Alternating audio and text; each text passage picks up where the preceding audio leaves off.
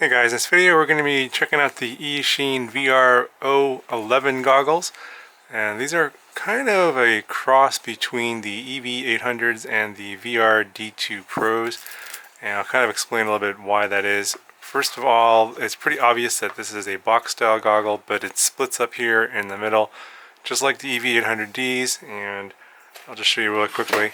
I've got the 800Ds here with the diversity receiver. Obviously the goggle portion that goes in the face is detached, and this VR11 is similar in that the front here will also detach, and then you get the screen like you do on the EV800s here, like this. Big difference is the EV800s have a built-in battery here right in the front, so this is a little bit heavier than this. The battery on the VR011s are attached via a barrel plug here, and they include this 1200 milliamp hour 2-cell. They call it a LiPo. It says it's a LiPo, but I think it's as a one of those 18650 batteries. I'm not, although that might be something new. I'm not 100% sure. I think the VRD2 Pros came with a 2200 milliamp hour lithium-ion battery, so maybe this is a little bit different. Anyway, just quickly go over the rest of the stuff you get in the box. You get a charger for the battery. You get 2 linear antennas. You get some foam here for your nose. I elected not to put that on here. That would go here normally. You get 2 foam pads for the face.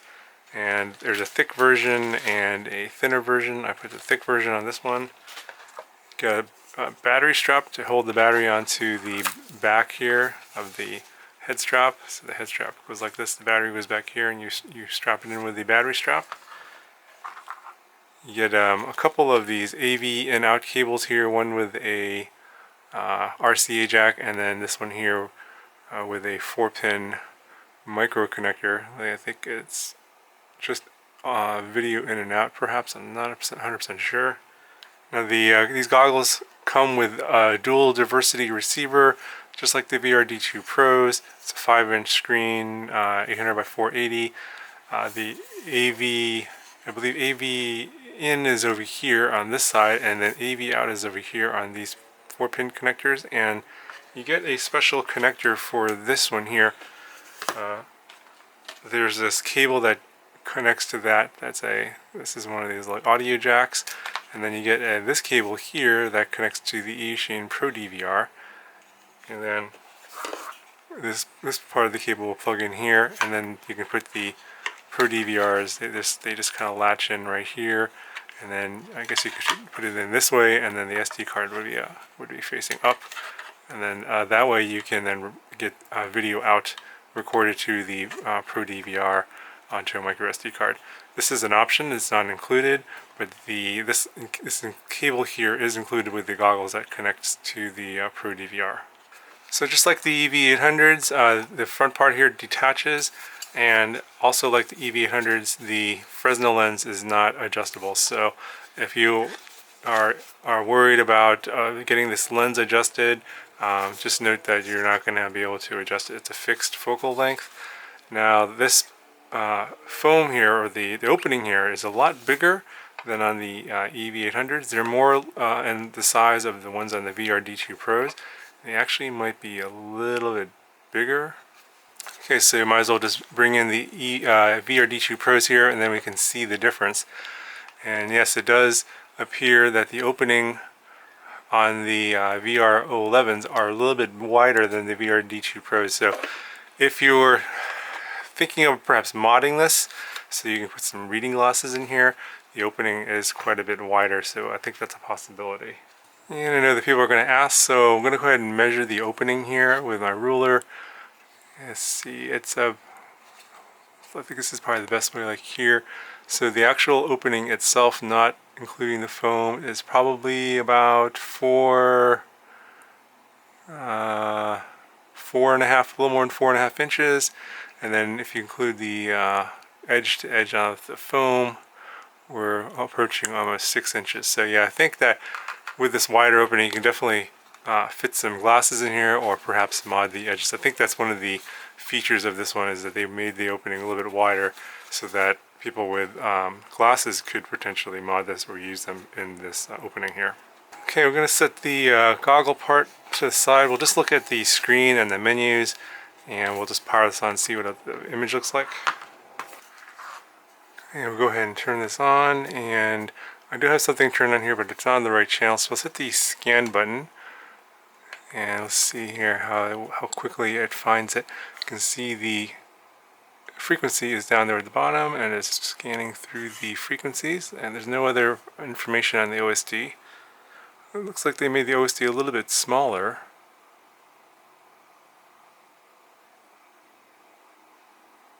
Okay, so I think we got some more information on here now. And we can see that it's tuned into something, but the screen is flickering here. And this is because this has the same issue with the VRD2 Pros, where the screen is here as, I think it's set to PAL, and you have to manually set it between PAL and NTSC. I think I find that pretty annoying. This camera here, this Fox here, is transmitting in NTSC, so we're going to have to go into the menu here and switch this. I'll go here. So there's the center button here, menu, and then we have to go into where it says camera there, and then switch this to NTSC. And there we go. Now we have a non-flickering image, and that's working now. And we can see that's just the OSD from the camera, and then we have the OSD for the goggles here. It's at 5.865 gigahertz, and the voltage is the battery there, 7.5 volts, and it shows you the source there. It says AV. So it appears that they've taken perhaps maybe the same receiver from the VRD2 Pros, which were pretty good, along with all of the firmware, the driving firmware for like the interface and your settings and tuning the receiver and everything from the VRD2 Pros into this model. And I think that they've taken the design features of the EV800Ds with the detachable screen here, so you can use it as a ground station with a tripod. That's from the EV800s totally. And then obviously you can add the optional DVR through the AV outputs. Now, the VRD2 Pros did come with the same Eachine Pro DVRs that were actually internal, and there was some mechanism there to switch back and forth between the screen and the video feed from the DVR. We'll have to plug that in and see if we can still do that with the DVR attached. I'm not 100% sure, and that we'll find out. But since this is on, we'll go ahead and we'll look through the rest of the settings here. So you got your color and brightness and contrast settings here, and then you can adjust here your camera and your frequencies, and then you have your OSD. You can position it, you can change the timeout. It's currently set to 10 seconds, so I'm gonna change that. You can change it to 15, or you can reduce it to 5. I'm gonna leave that as 10. And then the transparency you can also change. I'm going to decrease the transparency. I don't like the transparency. I'm going to make that totally off. And then the next menu is your function. You can reset, calibrate RSSI. So I'm going to go ahead and calibrate the RSSI at this point. That way you get the little bars here will read correctly. On the VRD2 Pros, when you're powered down, it would lose the calibration. I'm going to see if it'll actually lose it or not when I do it here. Okay, looks like the calibration completed, and we got full bars there. So let me see what that looks like when I unpower this down. And we'll power cycle this. And it looks like it's still working. And on the VRD2 Pros, it would seem to lose calibration, and you would get some weird, sometimes no bars on the RSS or the signal strength there. So I think that's okay. Maybe they fixed that in this firmware. Go ahead and I'll connect up the DVR and we'll see if the recording works or not. So it does get power from the goggles. So there's no other power source that you need to plug in here. And then it looks like it just fits in there by friction, although you probably want to secure that with some double-sided foam tape just to make sure it doesn't fall out. Okay, so got that all plugged in, got an SD card in there, and you can see that it's powered on. I plugged in the battery to the goggles. Let's see if we can change the source here. If we hit the, that's the plus and minus is for volume. And then here we can hit mode. So they have AVN here. I think that's for this one here. So if you have another source or different receiver, you would plug in the that included cable into this audio jack, and then you get a signal there. So I don't believe there's a way to get the video from the DVR if you want to do playback, for example. I think you would have to connect up one of these other cables. I think it's video out here, and then wire it to the AVN over on this side if you want to see the playback. But recordings should work, so let's go back out and then plug in my VTX here, and then we'll go ahead and we'll start recording. All I have to do is hit this button, this little button here. It's pointing to the right when the letters are facing up, and that should start recording, and then you can see the light is flashing, and so we should have this video recording on the micro SD card. I'll go ahead and I'll check that on the computer right now. And then to stop the recording, you just press the button again, the light turns solid, and then, okay, so to stop the recording, you just press the button one more time, the light should turn solid, then you know the recording has stopped. Okay, so I actually wanted to show you guys how to do playback from the Pro DVR. You just have to connect up this cable here. It's included. The white here is for audio and the yellow is for video.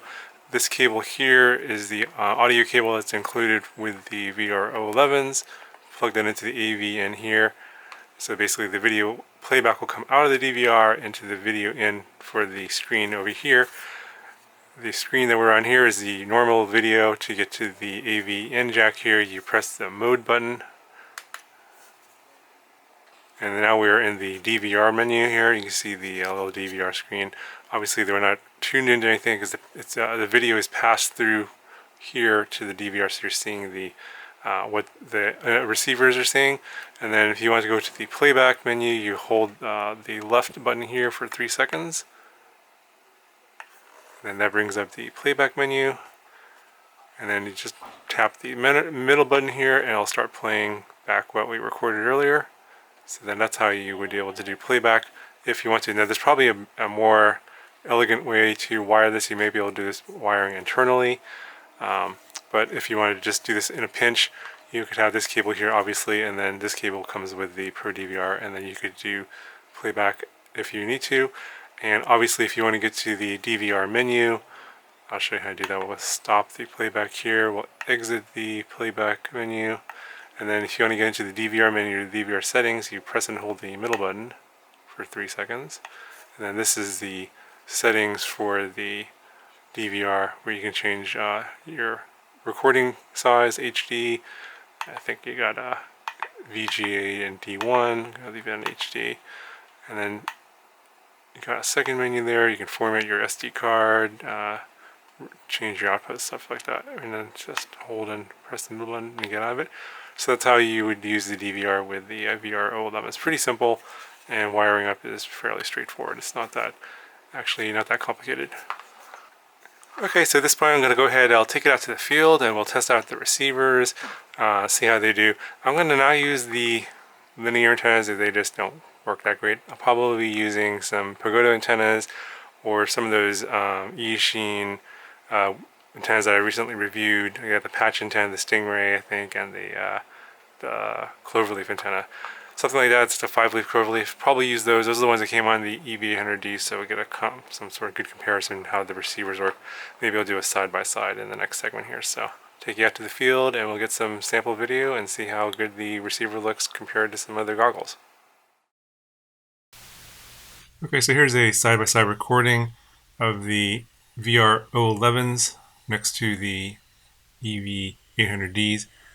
I'm recording on the Pro DVRs, of course, on the VR011s, and the reception is pretty good on both. I would even say that the VR011s are just a little bit better than the EV800Ds, and the EV800Ds I think have been pretty good for me. I've been using them to record a lot of FPV flights recently. I think I'm going to be switching over to the VR011 with the Pro DVR. The Pro DVR is actually a better DVR than the one that's in the EV800Ds, and I think the receiver is just as good or maybe slightly better than the one that's in the EV800Ds. Probably even better than the ones in the VRD2 Pros. I mean, I'm getting very little breakup flying through these trees, so overall I am very impressed with these. Anyway guys, I'll put a link in the description if you guys are interested in this, and I'll talk to you guys in the next video.